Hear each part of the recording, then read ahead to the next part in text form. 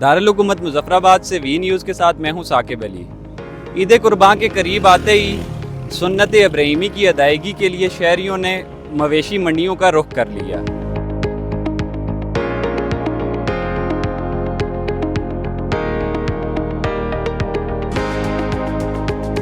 یہ ہم جانور ملتان سے لے کے آئے ہیں اور یہ 2 لاکھ سے لے کے 6 لاکھ روپے قیمت کے ہیں،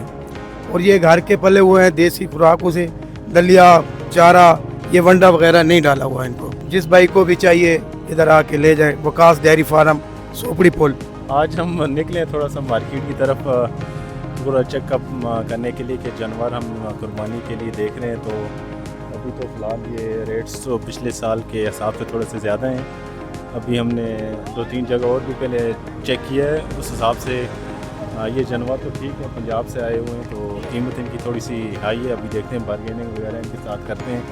امید ہے کہ کوئی سودا ہمارا ہو جائے گا۔ عید الاضحیٰ بہت قریب ہے تو اس وجہ سے بہت سارے لوگ بذات میں خود بھی قربانی خریدنے کے لیے آئے ہوں، لیکن اگر دیکھا جائے بنسبت پچھلے سال کے اس دفعہ قربانی کے ریٹس میں بہت زیادہ فرق ہے، منڈی بہت زیادہ تیز ہے، لیکن لوگ بھی اگر دیکھا جائے منڈیوں میں، کیونکہ مظفر آباد میں چند جگہوں پہ مخصوص جگہوں پہ منڈیاں لگتی ہیں، تو اس دفعہ منڈیوں میں بھی اس طرح کا وہ مال نہیں ہے، لیکن اس کی اصل وجہ یہی ہے کہ قربانی کے ریٹ بہت زیادہ ہونے کی وجہ سے گاہک بھی منڈی میں کم ہے اور قربانی کا ریٹ بھی بہت زیادہ تیز ہے۔ یہ ہم جانور جو ہیں سب ملتان سے لے کے آئے ہیں، ہمارے پاس 50-60 جانور ہے،